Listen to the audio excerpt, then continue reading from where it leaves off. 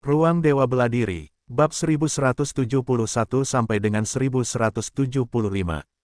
Bab 1171 level 8, selesai. Aku dengar ada seseorang yang berhasil melewati level 7. Semakin banyak orang berkumpul di dekat menara seni bela diri, banyak di antara mereka tertarik oleh keributan yang disebabkan oleh keberhasilan Ye Fan menembus lantai 7. Kalian sudah terlambat. Yang baru saja berhasil melewati level ke-7 adalah Ye Fan, dan itu sudah selesai. Yang masih berjuang adalah Ye Xiwen, dan dia bahkan lebih hebat dari yang sebelumnya. Dia telah memecahkan rekor kemajuan tercepat di setiap level. Mustahil. Semua orang tercengang. Rekor-rekor ini, setiap levelnya, telah dipecahkan berulang kali oleh banyak jenius selama bertahun-tahun. Rekor setiap level dapat dikatakan telah mencapai batasnya. Dan dalam puluhan ribu tahun terakhir, belum pernah terdengar ada yang mampu memecahkan rekor-rekor ini, apalagi memecahkan rekor setiap levelnya. Bagi mereka, ini hanyalah fantasi, sesuatu yang mustahil. Benar sekali, lihat, rekor-rekor itu telah dipecahkan. Astaga, siapa sebenarnya Ye Xiwen ini? Dia sangat kuat. Dengan kekuatannya yang luar biasa, dia pasti akan mencuri perhatian di upacara pemujaan leluhur ini. Dan dia akan lebih dari sekadar salah satu jenius yang sudah kita kenal. Seharusnya tidak demikian. Meskipun orang ini kuat, dilihat dari tingkat kultivasinya, tampaknya dia hanya berada di tingkat pertama alam aspek Dharma. Meskipun dilihat dari tingkat terobosannya, dia seharusnya mampu melawan lawan dengan tingkat yang lebih tinggi, tetapi jenius mana saat ini yang tidak berada di tingkat keempat atau kelima alam aspek Dharma atau lebih tinggi. Tampaknya jika dia ingin menonjol, dia harus menunggu hingga upacara pemujaan leluhur berikutnya. Menonjol, dia berhasil sampai ke lantai 7, dan itu bukan hal yang menonjol.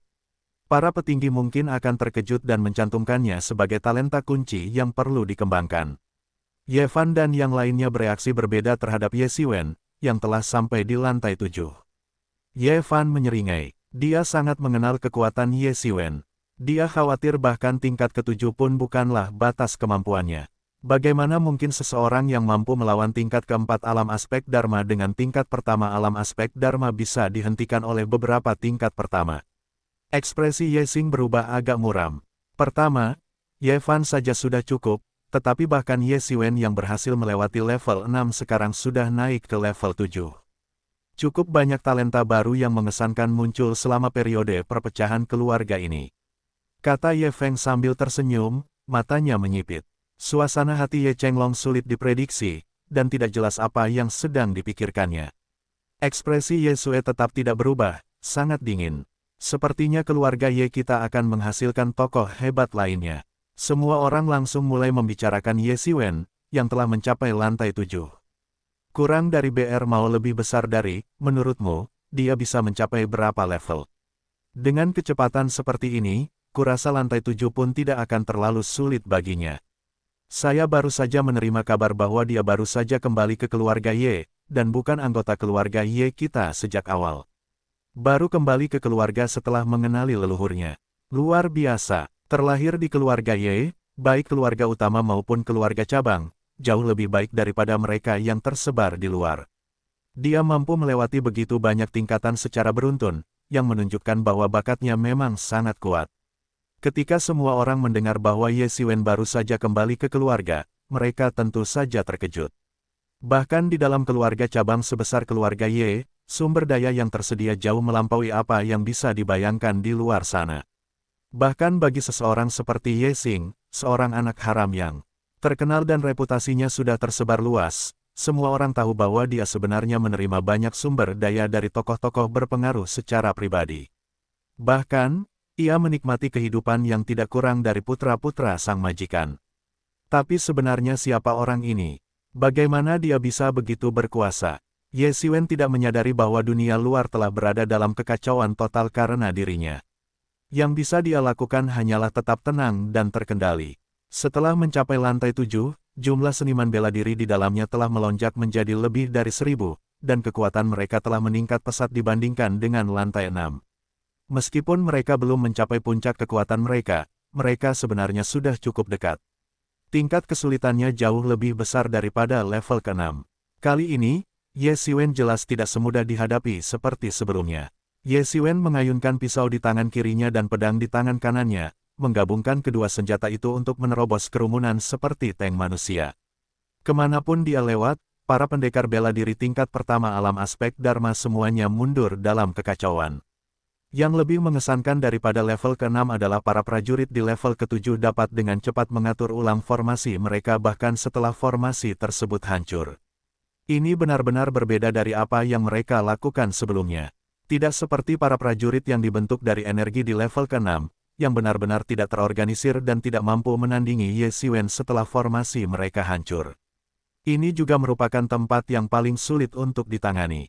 Puff, puff, puff. Setiap serangan dan tebasan pedang dari Ye Xiwen dapat langsung memusnahkan seorang seniman bela diri di tingkat pertama alam aspek Dharma. Kecepatannya luar biasa cepat, berubah menjadi cahaya kemasan. Kemanapun cahaya kemasan itu lewat, para prajurit energi langsung hancur berkeping-keping. Para pendekar bela diri tingkat pertama alam aspek Dharma ini bukanlah tandingan Ye Xiwen. Dulu, ketika Ye Xiwen baru berada di alam aspek Dharma setengah langkah, dia sudah mampu menghancurkan para pendekar bela diri tingkat pertama alam aspek Dharma ini. Satu-satunya hal yang dapat mengancamnya adalah jumlah para ahli bela diri ini. Namun, bagi orang biasa, 1000 orang saja sudah cukup untuk menimbulkan ancaman fatal. Bahkan seseorang sekuat Ye Fan pun hanya mampu melewati level 7. Namun, bagi Ye Xiwen, yang telah berjuang melawan cobaan surgawi selama bertahun-tahun, jumlah orang ini sebenarnya bukan apa-apa. Dia bahkan pernah bertarung melawan pasukan yang berjumlah ratusan ribu orang sebelumnya. Meskipun mungkin tampak seperti dia menggunakan beberapa trik, tidak dapat disangkal bahwa jumlah ini tidak mungkin menimbulkan masalah baginya. Tim yang beranggotakan lebih dari 1000 orang itu dengan cepat dilumpuhkan oleh Ye Xiwen.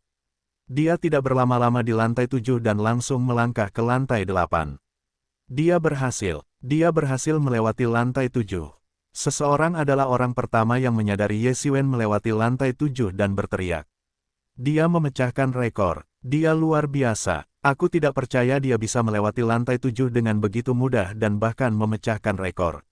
Banyak orang takjub dengan Ye Xiwen, sementara wajah Ye Xing sangat muram. Awalnya, ia ingin menggunakan menara seni bela diri untuk membangun reputasi di keluarga Ye dan meletakkan dasar yang baik untuk kepulangannya yang lancar. Ia sama sekali tidak menyangka, Ye Fan dengan mudah memecahkan rekornya, membuat semua usahanya sebelumnya tampak sia-sia. Dengan rekor Ye Fan yang berhasil menyelesaikan level 7 di depannya, siapa yang akan peduli bahwa ia hanya berhasil menyelesaikan level 6.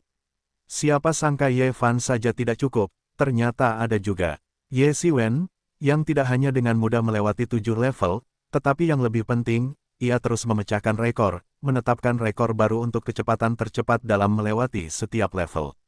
Prestasi seperti itu sungguh belum pernah terjadi sebelumnya. Rekor menara seni bela diri adalah hasil dari petualangan tak terhitung banyaknya orang selama bertahun-tahun. Dapat dikatakan sebagai puncak kerja keras para jenius keluarga Ye sepanjang masa. Memecahkan rekor tercepat di lantai manapun bukanlah tugas yang mudah, apalagi memecahkannya di manapun Anda berada. Dia praktis seperti serangga. Seandainya menara seni bela diri tidak sepenuhnya sempurna, mereka bahkan akan curiga bahwa mungkin ada kesalahan statistik di menara tersebut. Jika tidak, bagaimana mungkin Ye Xiwen bisa maju dengan begitu cepat? Itu sungguh tak terbayangkan. Sebagian orang tidak terlalu optimis tentang Ye Xiwen, berpikir bahwa sudah sangat sulit baginya untuk menembus ke tingkat ke-7, dan sangat mungkin dia akan berhenti di tingkat ke-7. Namun, melihat bahwa bahkan lantai 7 pun tidak mampu menahannya lama, dan bahwa ia bahkan memecahkan rekor, mereka langsung meningkatkan ekspektasi mereka terhadapnya. Di lantai 8, Ye Xiwen akhirnya menghadapi masalah. Para pendekar energi di lantai 8 hampir semuanya berada di puncak tingkat pertama alam aspek Dharma, dan formasi susunan mereka sangat terampil, membuat mereka jauh lebih sulit dihadapi daripada mereka yang berada di lantai 7. 5.000 pendekar energi menyerbu ke arah Ye Xiwen. Sama sekali tidak ada celah, dan mereka tidak muncul sendirian, melainkan dalam formasi. Setiap penyerang pada dasarnya menggunakan kekuatan beberapa penyerang lainnya. Ketika para ahli bela diri ini membentuk beberapa formasi dan menyerbu ke arah Ye Xiwen menjadi lengah. Karena mereka adalah makhluk energi murni yang terdiri dari energi, mereka sama sekali tidak takut mati. Mereka benar-benar tak kenal takut dan tak kenal ampun. Setelah Ye Xiwen membunuh satu gelombang dari mereka, yang baru segera menggantikan tempat mereka. Bahkan dengan kekuatan Ye Xiwen, dia masih terjebak di tingkat ke-8. Inilah perbedaan terbesar antara para pendekar energi di lantai 8 dan mereka yang berada di lantai-lantai sebelumnya. Para pendekar energi di lantai 8 ini tahu bagaimana memanfaatkan semua kondisi yang ada. Meskipun mereka hanya pendekar di tingkat pertama alam aspek Dharma, jumlah mereka yang sangat banyak membuat Ye Xiwen agak tak berdaya untuk saat ini. Tidak heran Ye Fan terjebak di lantai 8 dan tidak bisa melewatinya. Karena para ahli bela diri dengan gaya bertarung ganas seperti dia paling takut menghadapi formasi-formasi ini, terutama ketika para ahli bela diri yang membentuk formasi-formasi ini tidak takut dan tak gentar. Kita pasti bisa menggunakan formasi dan kekuatan langit dan bumi untuk melemahkanmu sampai mati. Dia juga terjebak di lantai 8. Lantai 8 memang sebuah rintangan, hanya sedikit orang yang bisa melewatinya. Mereka tidak bisa melihat apa yang terjadi di dalam, tetapi mereka bisa tahu bahwa kemajuan Ye Xiwen telah terhenti, dan dia tidak lagi membuat kemajuan pesat seperti sebelumnya. Wajah Ye Fan juga sedikit menegang, karena dia baru saja dikalahkan di level ke-8. Jadi dia tahu betul bahwa hal yang paling menakutkan di level ke-8 adalah para pendekar energi yang membentuk formasi dan tanpa takut mengepungnya.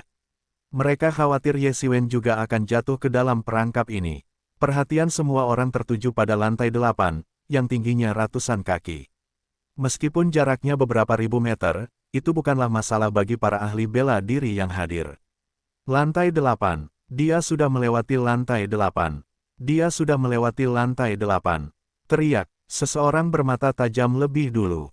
Kerumunan seketika berubah menjadi kacau. Bab 1172 terkenal di seluruh keluarga Ye. Menembus level ke-7 memang mengejutkan, tetapi bukan hal yang aneh, karena banyak orang sudah melakukannya. Namun, menembus ke level ke-8 adalah cerita yang sama sekali berbeda. Bahkan dalam beberapa ratus tahun terakhir, hanya segelintir orang yang mampu menembus ke level ke-8. Dan dia adalah orang pertama yang berhasil lulus pada percobaan pertamanya. Banyak orang telah mencoba beberapa kali sebelum akhirnya berhasil melewati level ke-8, dan perbedaan antara percobaan-percobaan tersebut tentu saja sangat signifikan. Yang terpenting, Ye Xiwen pernah memecahkan rekor melewati lantai 8, hampir setengah kali lebih cepat dari orang tercepat. Pada saat ini, semua orang mulai menantikannya. Tingkat ke-9. Jika mereka yang mampu melewati tingkat ke-8 sangat sedikit dalam beberapa ratus tahun terakhir, maka mereka yang mampu melewati tingkat ke-9 benar-benar sangat sedikit dalam puluhan ribu tahun terakhir. Setiap orang yang berhasil melewatinya meninggalkan jejak yang signifikan dalam sejarah keluarga Ye, dan akhirnya menjadi tokoh terkenal di dalam keluarga tersebut. Akankah Ye Xiwen menjadi orang berikutnya yang berhasil melewati tingkat ke-9? Sudah terlalu lama sejak ada yang mampu melewati tingkat ke-9. Para jenius muda yang berhasil melewati tingkat ke-8 semuanya telah mencoba, tetapi pada akhirnya, mereka semua gagal total di tingkat ke-9 dan tidak dapat melewatinya. Yang mengecewakan mereka, setelah melewati lantai 8, Ye Xiwen tidak mencoba untuk menantang lantai 9, melainkan langsung berteleportasi keluar dari menara seni bela diri. Itu Ye Xiwen. Dia masih sangat muda, dia sama sekali tidak terlihat setua itu. Sayang sekali dia tidak cukup kuat, kalau tidak, jenius lain pasti akan bersinar terang di upacara pemujaan leluhur ini. Sayang sekali, dia tidak mencoba menantang level ke-9. Aku penasaran apakah dia menyerah karena tahu itu terlalu sulit, atau karena dia memang tidak percaya diri. Bagaimanapun juga, semakin banyak jenius, semakin makmur keluarga Ye kita, kan? Kurasa dia akan segera terkenal di seluruh keluarga Ye, lagi pula, tidak banyak orang yang bisa melewati tingkat ke-8. Begitu dia keluar, dia merasakan tatapan mata tak terhitung jumlahnya tertuju padanya, seolah-olah mereka sedang melihat monster yang luar biasa. Namun, dia sama sekali tidak peduli. Ketika dia memutuskan untuk memasuki menara seni bela diri, dia sudah melakukan persiapan. Bagi orang lain, menara seni bela diri sangat sulit untuk dilewati, tetapi baginya, itu sama sekali tidak sulit. Setelah berhasil menaklukkan 3 alam di atasnya secara berturut-turut, menara seni bela diri jauh lebih mudah baginya. Para praktisi seni bela diri di tingkat pertama alam aspek Dharma sama sekali tidak menjadi masalah baginya. Namun, dia tidak berani memasuki tingkat ke-9. Meskipun dia belum pernah melihatnya, dilihat dari tingkat ke-8, dia sedikit banyak bisa menebak kesulitan tingkat ke-9. Bahkan dengan kekuatan Ye Xiwen, dia tidak terlalu yakin dengan kemampuannya untuk menghadapi puluhan ribu orang itu. Meskipun penuh percaya diri, Ye Xiwen tidak berniat terburu-buru. Dia sangat menyadari pentingnya menara seni bela diri. Melewati tingkat ke-5 akan memberinya dukungan kuat dari keluarga Ye, melewati tingkat ke-7 bahkan akan membuat para petinggi keluarga Ye khawatir, dan melewati tingkat ke-8 sangatlah langka selama beberapa abad terakhir. Jika dia berhasil melewati tingkat ke-9, itu bukan hanya akan membuat para petinggi keluarga Ye khawatir, seluruh wilayah Qishan kemungkinan akan terguncang. Namun, Ye Xiwen tidak ingin terlalu menjadi pusat perhatian. Dari ucapan kepala Aula Guizu, Ye Xiwen merasakan sesuatu. Tampaknya tidak semua orang di kalangan atas keluarga Ye menginginkan kepulangannya. Terlebih lagi, kematian ayah dan ibunya mencurigakan. Semua hal ini membuatnya harus berhati-hati. Di Laut Yunxing, kekuatannya memang cukup untuk memungkinkannya berkeliaran dengan bebas. Namun, di wilayah Qishan, khususnya di kalangan keluarga Ye, salah satu kekuatan dominan di Qishan, kekuatannya saja tidak cukup. Di wilayah yang luas ini, tersembunyilah monster-monster purba yang tak terhitung jumlahnya, fosil hidup, yang telah melampaui alam aspek Dharma dan saat ini sedang memahami misteri keabadian. Salah satu dari cara-cara itu saja sudah cukup untuk mendapatkannya. Oleh karena itu, dia tidak berani mengambil risiko. Jika dia tahu sebelumnya bahwa ini akan menjadi situasinya, dia mungkin tidak akan memilih untuk kembali menghormati leluhurnya, atau dia mungkin akan menunggu sampai dia menjadi lebih kuat sebelum kembali menghormati leluhurnya. Namun sekarang sudah terlambat. Kabar tentang kembalinya dia mungkin sudah menyebar, dan mereka yang mungkin memusuhinya mungkin sudah tahu. Jika dia tidak ingin disingkirkan secara diam-diam, dia harus menunjukkan keberadaannya. Inilah alasan mendasar mengapa ia memilih menara seni bela diri Changdang. Mencapai lantai 8 saja sudah cukup untuk menarik perhatian para petinggi. Dari ucapan Master Aula Guizu, Ye Xiwen dapat dengan mudah menyimpulkan bahwa ada cukup banyak orang di antara para petinggi yang tidak bersahabat dengannya atau keluarganya, tetapi tidak semuanya. Jika dia hanya seorang yang berbakat biasa-biasa saja, lawan-lawannya mungkin akan menyingkirkannya tanpa ragu. Namun, jika dia seorang jenius yang cemerlang, segalanya akan dengan mudah berubah. Mereka perlu berpikir matang sebelum menyingkirkan seorang jenius, bahkan yang seperti mereka sekalipun. Bagi kekuatan besar manapun untuk membangun diri dan berkembang, penemuan, pengembangan, dan perlindungan bakat sangatlah penting. Sederhananya, dia datang untuk menantang menara seni bela diri hanya untuk melindungi dirinya sendiri dan untuk bertahan hidup. Hanya itu saja, setidaknya dia memiliki kesadaran diri untuk tidak mencoba tingkat ke-9, jika tidak, dia pasti akan menemui akhir yang mengerikan. Kata Ye Xing dingin kepada Ye Xiwen saat ini. Apa yang kau katakan, anak manis? Aku ingat kau bahkan belum sampai lantai 7, apa hakmu untuk mengoceh? Ye Fan menoleh dan berkata tanpa sopan santun. Wajah Ye Xing tampak muram. Meskipun dia lebih kuat dari Ye Xiwen, gagal melewati level ke-7 adalah aib yang tak terhapuskan baginya. Bagi banyak orang, mampu melewati level 6 sudah merupakan prestasi besar, dan dia sendiri cukup bangga akan hal itu. Namun, setelah Ye Fan dan Ye Xiwen menjadi terkenal satu demi satu, prestasinya menjadi bahan olok-olok dan batu loncatan bagi mereka berdua. Hal itu juga menjadi sumber hiburan dan percakapan bagi orang lain. Tunggu saja dan lihat, kalian akan lihat apa yang terjadi di upacara pemujaan leluhur. Ye Xing menatap dingin kedua orang itu, lalu berbalik dan pergi tanpa menoleh. Kejadian hari ini terlalu mengejutkan baginya. Balas dendam, dia menginginkan balas dendam. Setelah Ye Xing pergi, Ye Chenglong melirik keduanya dengan perasaan campur aduk.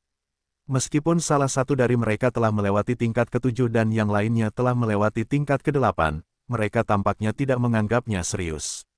Meskipun dia juga tidak akur dengan Ye Xing, aturan bahwa teman dari teman adalah teman tidak berlaku untuknya. Namun, dengan bergabungnya kedua orang ini, tekanan persaingan pasti akan lebih besar bagi mereka, belum lagi mereka juga akan berbagi keuntungan yang dibagikan oleh para petinggi. Kue itu ukurannya memang sudah kecil sejak awal, dan sekarang ada dua orang yang berbagi. Tak heran jika mereka tidak bisa akur. Namun, dia tidak berbicara kasar seperti Ye Xing. Dia hanya menatap mereka berdua dengan dingin dan angkuh sebelum berbalik dan pergi. Hehe, namaku Ye Feng. Kalian berdua, mari berteman, kata Ye Feng kepada kedua pria itu sambil tersenyum. Mau berteman denganku? Mudah saja, lawan aku dulu. Ye Fan tertawa terbahak-bahak, merasa hebat. Dia telah berhasil melewati level 7, meskipun tidak sebaik level 8 Ye Xiwen, tetapi reputasinya akan segera menyebar, dan dia tidak perlu khawatir tidak ada lawan yang bisa dihadapinya. Ah, lagi-lagi si maniak berkelahi. Membosankan sekali. Ye Feng cepat menggelengkan kepalanya dan berkata, dia bisa membayangkan jika dia berteman dengan Ye Fan, dia mungkin akan dipukuli olehnya setiap hari. Memikirkan hal itu, ia merasa merinding dan segera berbalik lalu pergi. Hanya Ye Sui yang tersisa, auranya sedingin patung es, dan semua orang secara tidak sadar menjaga jarak darinya. Kau cukup menarik. Kita akan punya kesempatan untuk berlatih tanding di masa depan, kata Ye Sui, melirik Ye Xiwen seolah-olah dia sama sekali mengabaikan Ye Fan yang berdiri di sebelahnya. Mungkin di matanya, hanya Ye Xiwen, yang telah melewati tingkat ke-8, yang layak menjadi lawannya. Tentu saja, itu adalah lawan di masa depan. Saat ini, Ye Xiwen baru berada di tingkat pertama alam aspek Dharma, jadi dia bahkan tidak menganggapnya sebagai ancaman. Setelah mengatakan itu, sosok Ye Sui menghilang tanpa jejak di tengah badai salju. Kenapa sikapmu seperti itu? Kata Ye Fan dengan marah. Sepertinya kau tidak punya hak apapun jika hanya lulus level 7. Baru setelah kau lulus level 8, barulah orang akan peduli. Ye Fan menatap Ye Xiwen dengan ekspresi agak kesal, yang membuat Ye Xiwen tertawa sekaligus menangis. Meskipun mereka yang lulus tingkat ke-7 memang tidak setinggi mereka yang lulus tingkat ke-8, mengatakan bahwa tidak ada hak asasi manusia di tingkat ke-7 hanyalah omong kosong. Kau akan menghadapi pertarungan yang seru. Kabar keberhasilanmu melewati level 7 akan menyebar dengan cepat, dan setelah itu kau tidak perlu khawatir lagi tidak akan ada pertarungan untuk dihadapi. Ye Xiwen tertawa terbahak-bahak dan berkata, itu benar, kata Ye Fan sambil terkekeh dan menggaruk kepalanya. Seperti yang telah diprediksi Ye Xiwen, peristiwa hari ini dengan cepat menyebar ke seluruh keluarga Ye. Awalnya, tidak banyak orang yang bisa melewati tingkat ke-5 menara seni bela diri. Mungkin dibutuhkan beberapa tahun, atau bahkan lebih dari 10 tahun, bagi siapapun untuk melewati tingkat ke-5. Tetapi hari ini, 3 orang benar-benar melewati tingkat ke-5 satu demi satu, dan masing-masing lebih kuat dari sebelumnya. Ye Xing pertama berhasil melewati level ke-6 dalam waktu yang sangat singkat. Meskipun ia gagal di level ke-7, ia tetap sangat mengesankan. Biasanya, dia akan menjadi pusat perhatian semua orang, tetapi sayangnya, 2 orang dengan hasil yang bahkan lebih baik darinya langsung terungkap. Ye Fan, yang telah melewati tingkat ke-7, dan Ye Xiwen, yang telah melewati tingkat ke-8, langsung menjadi buah bibir di kota itu. Ye Xiwen, khususnya, menjadi terkenal di seluruh keluarga Ye dalam semalam setelah lulus tingkat ke-8. Lagi pula, dalam beberapa ratus tahun terakhir, hanya ada segelintir tuan muda yang telah lulus tingkat ke-8. Bagaimana mungkin kemunculan tiba-tiba orang lain ini tidak menarik perhatian? Tak lama kemudian, lebih banyak informasi tentang Ye Xiwen terungkap. Ternyata dia bukan berasal dari keluarga utama, bahkan bukan dari keluarga cabang, melainkan seseorang yang baru saja kembali setelah menemui leluhurnya. Berita ini langsung menimbulkan sensasi begitu tersebar. Bab 1173 Pertemuan pertama dengan kerabat. Di antara sumber daya yang dibutuhkan untuk kultivasi, Ye Xiwen, yang garis keturunannya telah tersebar, seharusnya tidak memiliki satupun. Dalam keadaan seperti itu, fakta bahwa dia mampu mencapai hasil seperti itu adalah hal yang sangat sulit dipercaya bagi mereka. Bagi mereka, itu adalah tugas yang mustahil. Karena semua alasan ini, Ye Xiwen tiba-tiba menjadi terkenal di keluarga Ye, terutama di kalangan generasi muda para ahli. Ia secara bertahap menjadi terkenal, dan banyak orang mulai mengetahui bahwa keluarga Ye telah menghasilkan beberapa jenius, yang paling menonjol di antaranya bernama Ye Xiwen. Namun, hal ini masih terbatas pada lingkaran beberapa tuan muda. Lagi pula, Ye Xiwen baru terkenal dalam waktu singkat. Sama seperti banyak selebriti yang tiba-tiba menjadi populer di kehidupan sebelumnya, banyak orang mungkin hanya pernah mendengar namanya, tetapi hanya itu yang mereka ketahui. Pada intinya, jarak antara Ye Xiwen dan mereka terlalu jauh. Hanya generasi ahli yang lebih muda yang akan memperhatikan Ye Xiwen. Banyak di antara mereka bahkan tidak tahu seperti apa rupa Ye Xiwen. Jadi, meskipun Ye Xiwen telah menjadi terkenal, ketenarannya masih terbatas pada area yang relatif kecil. Adapun para ahli generasi yang lebih tua, mereka tidak peduli siapa di antara generasi muda yang telah mencapai ketenaran. Satu-satunya hal yang mereka pedulikan adalah keabadian. Namun, dibandingkan dengan jalan Ye Xiwen menuju ketenaran, kenaikan popularitas Ye Fan jauh lebih cepat. Dia adalah anggota cabang keluarga Ye, dan statusnya membuatnya lebih mudah diterima daripada Ye Xiwen. Yang terpenting, meskipun Ye Xiwen telah melewati tingkat ke-8, semua orang tahu bahwa kekuatannya hanya berada di tingkat pertama alam aspek Dharma. Jumlah lantai yang dapat Anda selesaikan di menara seni bela diri tidak selalu berhubungan dengan kekuatan Anda, itu hanya membuktikan bahwa Anda telah cukup belajar dan memiliki bakat luar biasa.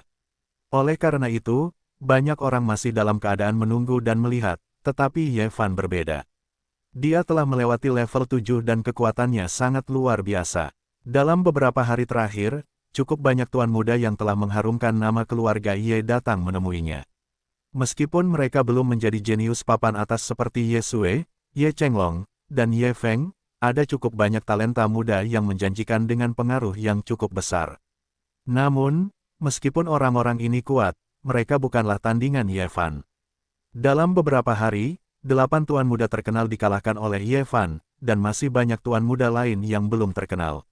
Ye Fan menerima siapapun yang datang tanpa ragu-ragu. Meskipun orang-orang ini jauh dari tandingannya, sebagai seorang fanatik bela diri, dia hanya bisa menerima mereka ketika tidak ada lawan dengan level yang sama untuk berlatih tanding. Seiring ia mengalahkan semakin banyak master, namanya semakin dikenal oleh banyak orang, dan ia menjadi terkenal jauh lebih cepat daripada Ye Xiwen. Selama waktu itu, dia benar-benar dipukuli habis-habisan. Selama waktu ini, Ye Xiwen tinggal di penginapan tempatnya menginap dan tidak keluar sekalipun. Dia mengasingkan diri dan berlatih kultivasi, dan hanya selangkah lagi menuju tingkat kedua alam aspek Dharma. Selama dia melangkah ke tingkat kedua alam aspek Dharma, dia akan memiliki kekuatan untuk melawan Ye Fan.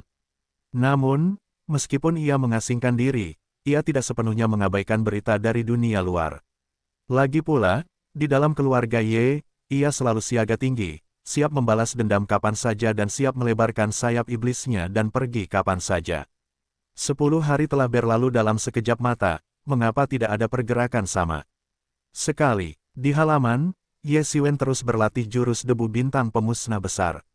Meskipun dia tidak menggunakan esensi sejatinya, suara ledakan tetap terdengar setiap kali dia meninju dan menendang. Pukulan Ye Xiwen dilayangkan perlahan dan penuh perhitungan, seolah-olah dia telah menguasai semua gerakan dengan sempurna. Hanya ada 2 kamar samping di halaman, tempat Ye Xiwen dan Ye Fan tinggal bersama. Namun, saat ini, Ye Fan dibawa keluar untuk bertarung, sehingga hanya Ye Xiwen yang tersisa di seluruh halaman. Di sampingnya, Ye Mo duduk tegak di atas meja batu, ekspresinya juga agak serius. Bahkan Ye Xing telah diumumkan secara publik bergabung dengan keluarga Ye utama, dan kudengar dia secara pribadi dibawa oleh para petinggi ke alam rahasia keluarga Ye untuk kultivasi dan pelatihan. Kata Ye Xiwen sambil mengerutkan kening. Pengaruh menara bela diri elit itu nyata. Secara umum, selama Anda bisa melewati lantai 5, itu akan menarik perhatian para petinggi, yang akan mengatur perlakuan Anda di masa depan berdasarkan kinerja Anda. Beberapa individu berbakat bahkan langsung dibawa ke alam rahasia untuk kultivasi. Namun, pada kenyataannya, di antara ketiga orang tersebut, hanya Ye Xing yang langsung menikmati perhatian dan perlakuan dari para petinggi, sementara Ye Xiwen dan Ye Fan tampaknya tidak dikenal oleh siapapun. Terlepas dari reputasi Ye Fan yang semakin meningkat di kalangan generasi muda, yang lainnya tampaknya tetap tidak berubah. Dengan kata lain, seolah-olah dia telah dilupakan. Jika pelatihan Ye Fan mungkin melibatkan konflik antara keluarga cabang dan keluarga utama, lalu bagaimana dengan Ye Xiwen? Jadi dia segera menyadari bahwa dia mungkin telah sengaja dilupakan. Mungkin para petinggi belum membuat keputusan akhir tentang bagaimana menangani dirimu.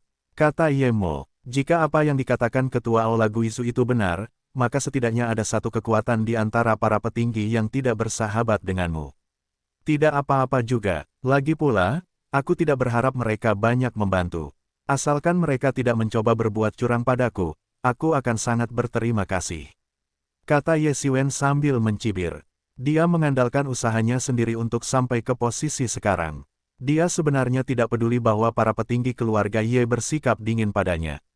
Selama sebagian dari mereka tidak menggunakan taktik curang, dia sudah lebih dari puas. Jika kekuatanmu lebih rendah, mungkin ini tidak akan menjadi masalah besar. Ye Mo terkekeh. Lagi pula, paman-pamanmu masih hidup dan sehat, bukan? Terkadang, mengalah adalah cara untuk bertahan hidup. Tapi itu bukan milikku. Aku tidak ingin menjalani kehidupan menyedihkan seperti ini bahkan untuk sehari pun. Jika harus seperti ini, aku lebih memilih meninggalkan keluarga Ye. Ye Xiwen menggelengkan kepalanya dan berkata, dia sebenarnya tidak merasa memiliki ikatan yang kuat dengan keluarga Ye.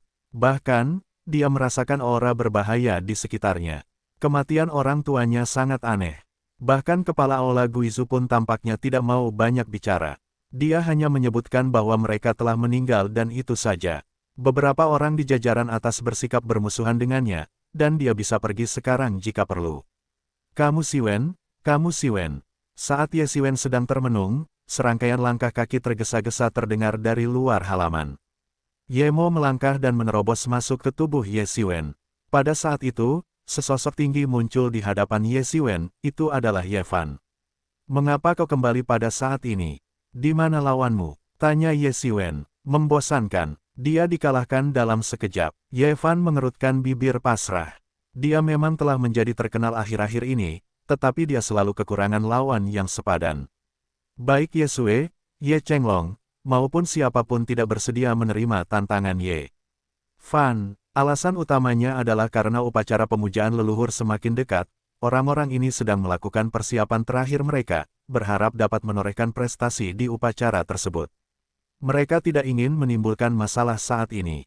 Terlebih lagi, jika mereka dikalahkan oleh Ye Fan, keadaannya akan jauh lebih buruk, dan mereka akan kehilangan muka. Aku kembali khusus untuk memberitahumu sesuatu. Aku punya kabar tentang paman dan bibimu. Kata Ye Fan kepada Ye Xiwen, senyum tipis teruk di bibirnya. Benarkah? Ye Xiwen mendongak, sedikit terkejut. Bukankah mereka berada di kota daun gugur? Sejak menerima kabar itu, dia ingin mengunjungi kota daun gugur untuk memenuhi keinginannya. Pada saat itu, dia akan benar-benar bebas dari segala keterikatan, dan dia dapat memilih untuk tinggal atau pergi sesuka hatinya. Mereka seharusnya menunggu hingga upacara pemujaan leluhur selesai sebelum berangkat, tetapi tanpa diduga, mereka menerima kabar tersebut di sini. Seharusnya mereka memang berada di kota daun gugur, tetapi seperti yang kau tahu, selama upacara pemujaan leluhur, setiap keluarga cabang mengirimkan perwakilan. Paman dan bibimu sama-sama datang. Jelas Ye Fan. Begitu, Ye Xiwen mengangguk. Aku akan pergi melihatnya. Silakan saja, aku tidak akan ikut campur. Ye Fan tidak ikut dengan mereka kali ini. Menurut informasi yang diberikan oleh Ye Fan, Ye Xiwen menuju ke kota luar. Seluruh kota Yingxin sangat luas, tetapi juga menunjukkan tren penyebaran keluar dari intinya. Secara umum, semakin penting tamunya, semakin dekat tempat tinggal mereka ke pusat kota. Sebaliknya, mereka yang tinggal di kota luar pada dasarnya adalah tamu yang kurang penting, atau mereka yang berasal dari cabang keluarga yang kurang berpengaruh. Sebagai contoh, tempat tinggal Ye Fan berada di pusat kota, yang menunjukkan bahwa keluarga cabangnya sangat berpengaruh bahkan di antara banyak keluarga cabang lainnya, sehingga ia juga memiliki status yang sangat tinggi di keluarga utama. Sebaliknya, keluarga cabang kota daun gugur tempat Ye Xiwen tinggal jelas hanyalah keluarga cabang biasa dengan status rendah. Ye Xiwen muncul di sudut jalan. Bangunan-bangunan di sekitarnya agak tua dan kelabu, membentuk kontras yang mencolok dengan bangunan-bangunan cerah di pusat kota. Halaman di seberang jalan adalah pemukiman cabang kota daun gugur. Ye Xiwen, yang tampaknya merasakan campuran emosi, berhenti di tempatnya ketika tiba di gerbang halaman keluarga Ye di kota Loye. Ia dipenuhi perasaan campur aduk dan tidak tahu bagaimana menghadapinya. Perlu dicatat bahwa meskipun Ye Xiwen sekarang didasarkan pada kehidupan masa lalunya, ingatannya tentang kehidupan ini juga telah sepenuhnya terintegrasi. Keduanya lebih seperti menyatu menjadi satu orang, sehingga mereka tidak dapat diperlakukan seperti orang asing tanpa adanya fluktuasi emosi. Siapa kau? Mengapa kau berdiri mencurigakan di gerbang halaman kami? Pada saat itu, sebuah suara tegas terdengar dari belakang Ye Xiwen. Ye Xiwen menoleh dan melihat seorang gadis yang tampak berusia sekitar 17 atau 18 tahun. Ia memiliki wajah oval yang lembut, alis seperti daun willow, mata seperti burung phoenix, dan kulit seputih salju.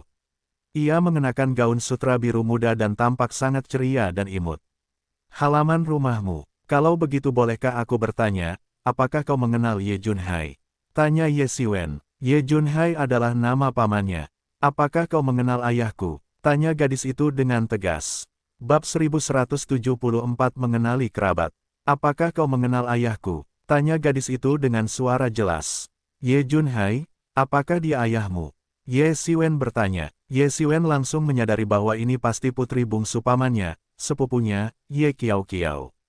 Menurut informasi yang diperoleh dari balai leluhur, dia masih memiliki sangat sedikit kerabat langsung yang masih hidup di dunia.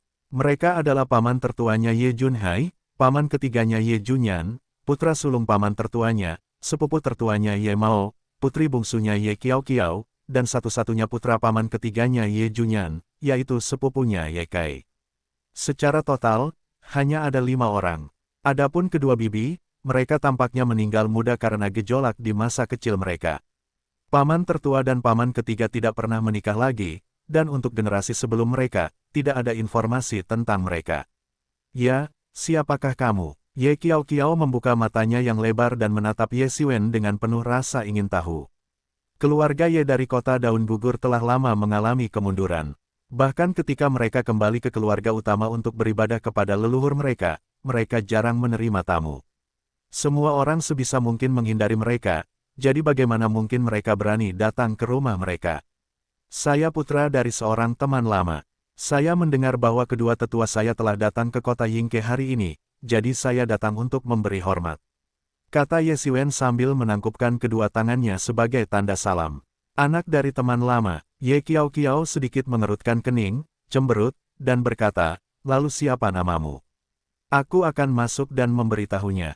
Nama saya Ye Xiwen. Ye Xiwen, jadi kau juga dari keluarga Ye. Kalau begitu, tunggu saja. Ye Kiao Kiao melirik Ye Xiwen, lalu berbalik dan masuk ke dalam.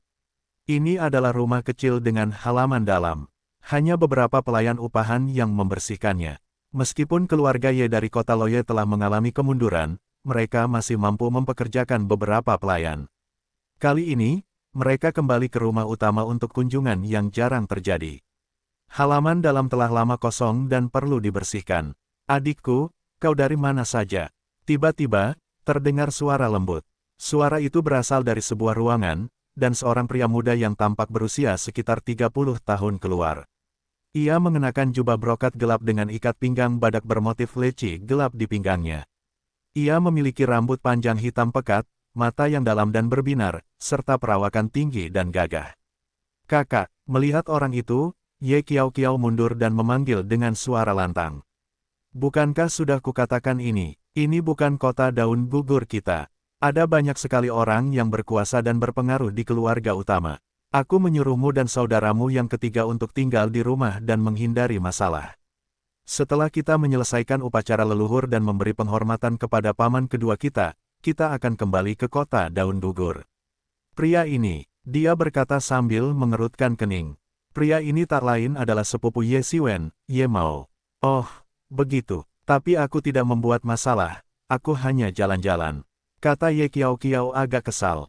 Kakak, kediaman keluarga utama sangat besar, jauh lebih besar dari kota Daun Gugur kita. Tidak bisakah kita tinggal di sini?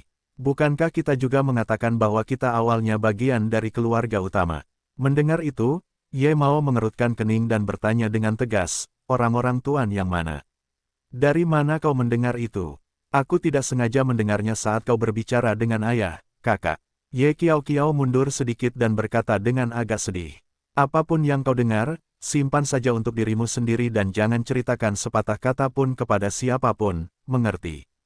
Kalau tidak, itu bisa menghancurkan keluarga kita.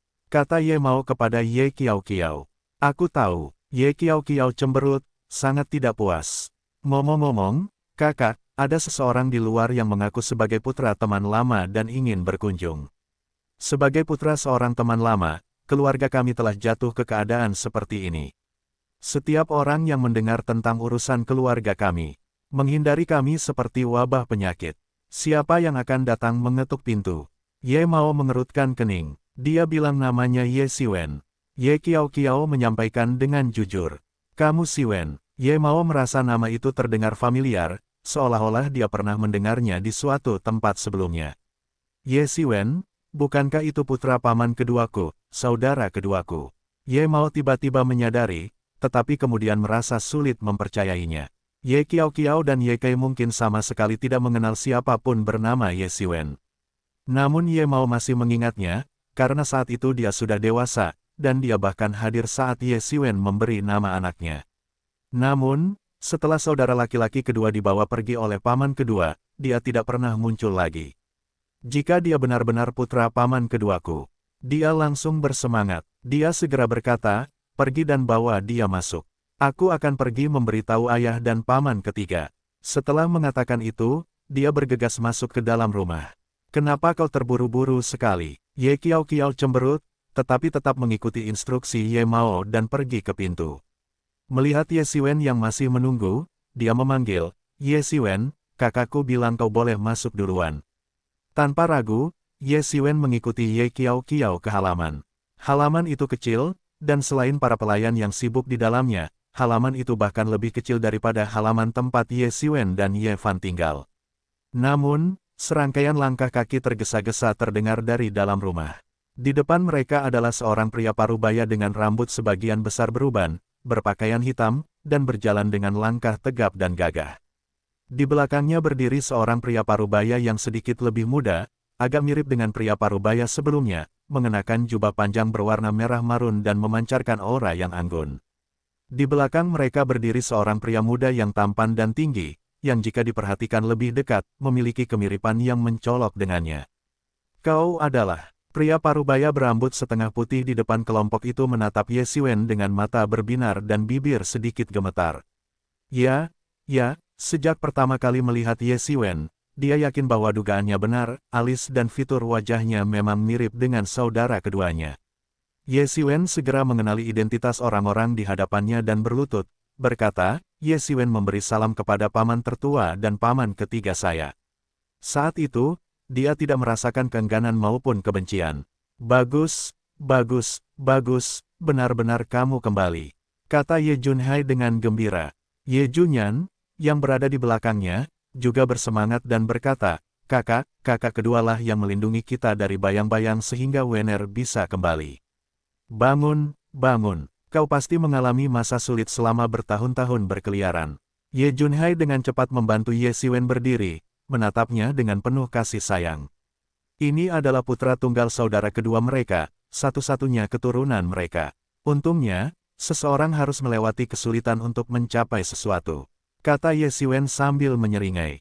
Ya, kakak kedua juga suka mengatakan itu, kata Ye Junyan sambil tersenyum, benar-benar bahagia. Mereka memang seperti itu di lubuk hati. Apakah kau melewati Aula Guizu saat kembali ke keluarga Ye? Tanya Ye Junhai. Bukan karena ia meragukan identitas Ye Siwen. Sejak pertama kali melihat Ye Siwen, ia yakin bahwa ia tidak salah, ia memang keturunan dari saudara keduanya. Ya, aku baru saja memastikan dengan balai leluhur beberapa hari yang lalu bahwa aku masih memiliki kerabat yang hidup. Awalnya aku berencana pergi ke kota daun gugur setelah upacara pemujaan leluhur, tetapi aku tidak menyangka akan bertemu paman tertua dan paman ketigaku di sini. Ye Siwen mengangguk dan berkata. Mendengar itu, Ye Junhai sedikit mengerutkan kening dan berkata, jadi, kau tidak tahu ini sebelumnya. Aku tidak tahu. Ayahku hanya meninggalkan Liontin Giok ini dan berkata bahwa aku akan tahu ketika sampai di Kishan. Aku baru tahu kemudian ketika ayahku sendiri yang memberitahuku. Ye Siwen mengeluarkan Liontin Giok itu. Liontin Giok bulat berwarna hijau zamrud seukuran telapak tangan, dengan ketebalan hanya sekitar 1 inci. Dan ukiran gambar binatang buas yang tidak dikenal di bagian tengahnya. Benar, itu Liontin Giok Kilin yang dikenakan kakak keduaku di dekat tubuhnya. Kata Ye Junhai dengan gembira, kini tak lagi ragu tentang identitas Ye Siwen. Aku tak pernah menyangka setelah ratusan tahun, aku akan bertemu dengannya lagi. Saudaraku, yang terpenting, Wener sudah kembali, kan? Keluarga kita akhirnya bersatu kembali, kata Ye Junyan. Benar sekali, benar sekali, lihat betapa pikunnya aku. Ye Junhai tertawa terbahak-bahak, merasa sangat puas. Ya, reuni keluarga lebih penting daripada apapun. Kata Ye Junhai, Wener, izinkan aku memperkenalkanmu. Ini kakak tertuamu, Ye Mao, adik perempuanmu, Ye Kiao Kiao, dan putra tunggal pamanmu yang ketiga, Ye Kai. Kakak kedua, kata Ye Mao kepada Ye Siwen sambil tersenyum. Meskipun dia sudah menduganya, dia sangat senang akhirnya mendapatkan konfirmasi.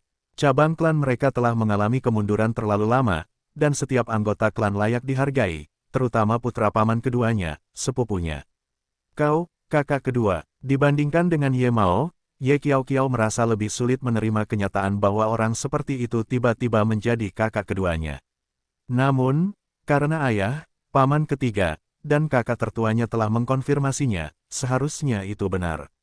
Kakak, adik, Ye Siwen juga menyapanya dengan menangkupkan tangan. Anak nakal itu, aku tidak tahu dia pergi kemana. Kata Ye Junyan dengan ekspresi kecewa dan frustrasi ketika nama Ye Kai disebutkan. Paman ketiga, kurasa kakak ketiga hanya tinggal sedikit lebih lama karena kota Yingke sangat ramai.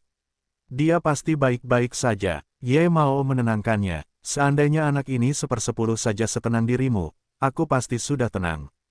Kata Ye Junyan dengan sedikit rasa tak berdaya. Menyaksikan pemandangan ini, Ye Siwen merasakan kehangatan mengalir di hatinya karena suatu alasan. Tiba-tiba, ia merasa bahwa Tuhan memang sangat baik kepadanya kadang-kadang.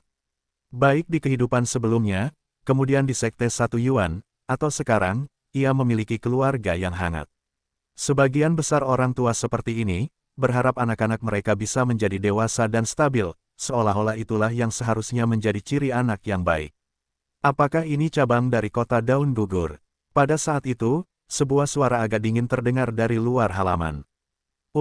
Untuk kalian yang sudah memilih pembaruan Cui 10 kali, ini waktu yang sangat tidak tepat. Aku sudah belajar beberapa hari terakhir ini, dan bahkan membuat 3 pembaruan sehari pun sulit. Bisakah kalian menunggu sampai setelah tanggal 15 untuk memilih? Ujian akan selesai saat itu. Bab 1175 sebuah takdir yang tak terduga. Apakah ini cabang dari kota daun gugur? Pada saat itu, sebuah suara agak dingin terdengar dari luar halaman. Tak lama kemudian, seorang ahli bela diri muda masuk dari luar. Memang benar, ini keluarga Ye dari kota daun gugur. Boleh saya bertanya apa yang membawamu kemari, adik? Ye Junhai melangkah maju dan bertanya. Karena ia bisa langsung tahu bahwa seniman bela diri muda ini adalah anggota dari Balai Penegakan Hukum. Ketua Mahkamah Agung keluarga Ye bertanggung jawab atas semua penghargaan dan hukuman di dalam keluarga Ye. Secara umum, jika Ketua Mahkamah Agung datang sendiri ke pintu, itu berarti ada masalah. Apakah Ye Kai berasal dari keluargamu? Tanya murid yang bertanggung jawab atas Balai Dharma. Tepat sekali. Ye Junyan melangkah maju lebih dulu dan berkata, kecemasannya meningkat karena menyangkut putranya. Ye Kai telah membunuh seseorang dan saat ini berada di aula penegakan hukum kami. Saya datang untuk memberitahu kalian, kata murid dari aula penegakan hukum itu. Apa? Ada yang terbunuh? Boleh saya tanya, siapa yang terbunuh?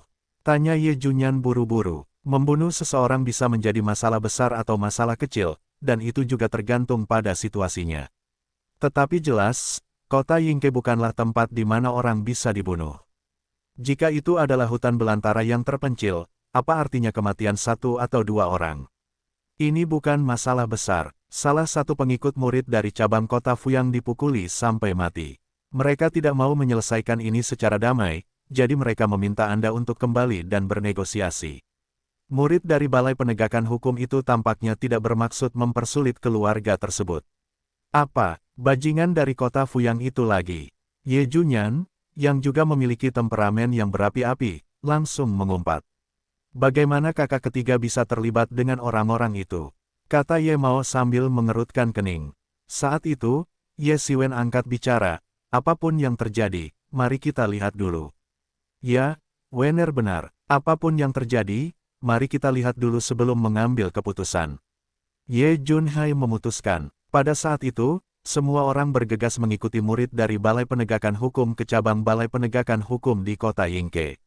Balai Penegakan Hukum memegang posisi tinggi dan kekuasaan besar dalam keluarga Ye, dengan cabang-cabang di berbagai kota yang dimiliki oleh keluarga utama. Masalah ini sekaligus penting dan sepele.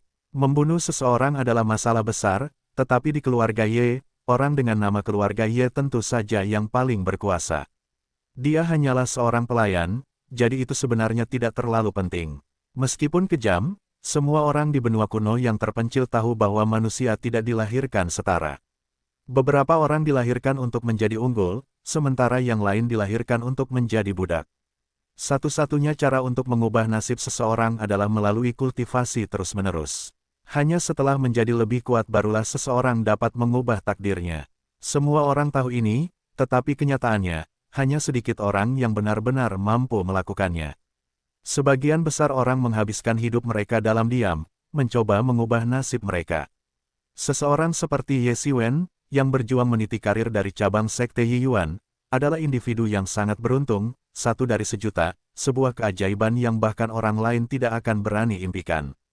Mereka sudah cukup takjub mengetahui bahwa Ye Xiwen mampu melewati tingkat ke-8 menara bela diri elit, padahal mereka hanya tahu bahwa dia bahkan bukan murid dari cabang keluarga Ye. Jika mereka mengetahui semua detail perjalanan Ye Xiwen, mereka mungkin akan lebih ketakutan lagi. Pengalaman Ye Xiwen sendiri merupakan sebuah proses menentang takdir. Semua orang sangat khawatir dan berjalan sangat cepat, segera tiba di kantor cabang Balai Penegakan Hukum yang terletak di pusat kota. Kelompok itu memasuki aula penegakan hukum dan menemukan dua kelompok yang saling berhadapan. Satu kelompok terdiri dari seorang pemuda berusia awal 20-an yang mirip dengan Ye Junyan. Kelompok lainnya terdiri dari sekelompok seniman bela diri muda, baik pria maupun wanita, yang dipimpin oleh seorang pemuda berjubah indah yang dengan angkuh menatap pemuda di pihak lawan. Di tanah tergeletak sesosok mayat yang sudah dingin. Katakan padaku apa yang akan kau lakukan tentang ini. Kau harus membayar nyawa para pelayanku, atau kau beri aku kompensasi berupa 10 juta kristal roh. Kata pemuda berpakaian mewah itu dengan angkuh. Ayah, paman, pada saat itu, pemuda berusia 20-an itu melihat sekelompok orang berjalan masuk. Ye Xiwen membenarkan bahwa ini adalah putra satu-satunya Ye Junyan, Ye Kai. Sudah kubilang jangan bikin masalah. Ye Junyan melangkah maju dan berteriak. Ayah, aku tidak membuat masalah apapun. Ye Jie lah yang menjebakku. Aku bahkan tidak menyentuh pelayan itu, dan dia mati. Sekarang mereka mencoba menjebakku dan mereka menuntut 10 juta kristal spiritual. Ye Kai buru-buru menjelaskan. Kau dengar itu, anakku bilang dia tidak membunuhnya. Pada saat ini, Ye Junyan sepenuhnya memihak Ye Kai. Hanya karena dia bilang tidak, bukan berarti tidak begitu. Hari ini, kau harus membawa lebih dari 10 juta kristal roh, atau jangan pernah berpikir untuk membiarkan ini berlalu begitu saja. Kata Ye Jie, pemuda berjubah indah itu, dengan nada mengejek. Kau, Ye Kai sangat marah hingga tak bisa berkata-kata. Dia bilang tidak, tapi itu tidak selalu berarti tidak benar, tapi kamu bilang ya. Tapi itu tidak selalu berarti benar. Kata Ye Xiwen sambil melangkah maju. Siapa kau? Apa kau ingin ikut campur urusan orang lain? Ye Jie melirik Ye Xiwen dan berkata. Dia sangat mengenal semua anggota keluarga Ye di kota Loye, dan dia belum pernah melihat Ye Xiwen sebelumnya, jadi dia hanya menganggapnya sebagai orang yang suka ikut campur. Karena kau bersikeras bahwa dia mati di tangan saudaraku yang ketiga, maka suruh orang-orang dari Balai Penegakan Hukum menyelidiki dan melihat apa sebenarnya yang terjadi. Ye Mao juga angkat bicara saat ini.